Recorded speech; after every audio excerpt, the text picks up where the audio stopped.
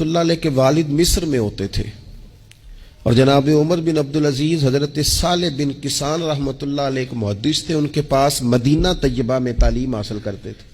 تو آپ نے اپنے استاد صاحب کے پیچھے عصر کی نماز پڑھی، تو ایک رکعت آپ کی لیٹ تھی، اٹھ کے آپ نے نماز پوری کی۔ تو حضرت صالح بن کسان محدث تھے، عالم تھے، حدیث پاک کو جاننے والے، وہ حضرت عمر بن عبدالعزیز سے کہہ رہے ہیں بچپن ہے اور والد مصر میں۔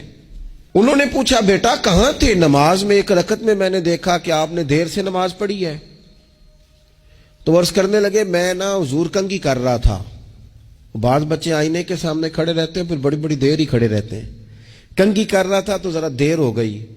حضرت صالح بن کسان رحمۃ اللہ علیہ نے ان کے والد کو مصر میں خط لکھا، فرمانے لگے جوانی بھی ہے، موقع بھی ہے، فرصت بھی ہے، اور ابھی بھی آپ کا بیٹا جماعت سے نماز نہیں پڑھتا۔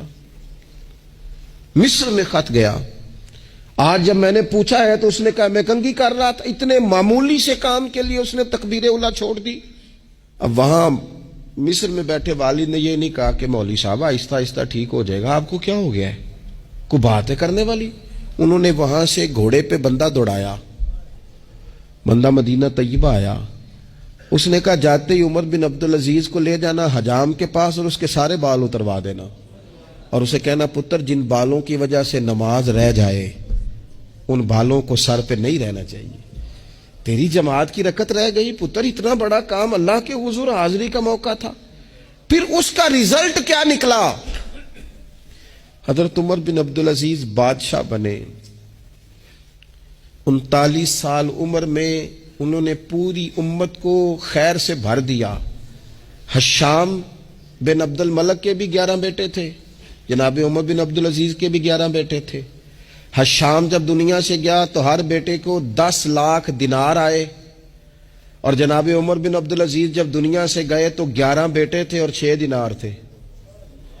اور جاتی دفعہ کہنے لگے پتر اپنے باپ پہ شکوہ نہ کرنا، تمہارا باپ بزدل تھا، 2 رستے تھے، یا تو میں اپنے لیے جہنم کٹھی کرتا اور تمہارے لیے جائیداد بناتا، لیکن میں بزدل تھا، دوزخ سے ڈر گیا، میں جائیداد نہیں بنا سکا، اپنے باپ کو معاف کر دینا۔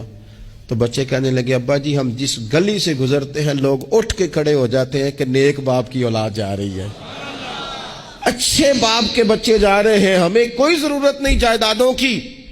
وہ شخص جو یہ بیان کرتا ہے نا کہ 6 دینار چھوڑ گئے تھے، وہ کچھ کفن دفن پہ لگ گئے، کچھ اور کسی کام لگ گئے، 6 دینار کل بچے بچوں کے پاس، 11 بیٹوں کے پاس۔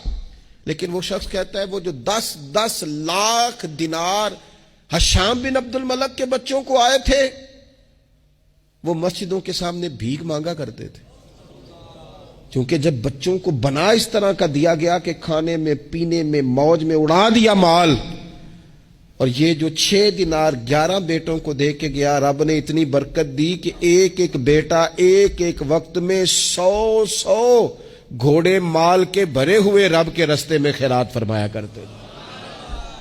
اصل دولت اولاد ہے، اصل دولت اس کا اخلاق ہے، اصل دولت اولاد کی اخلاقی تربیت ہے۔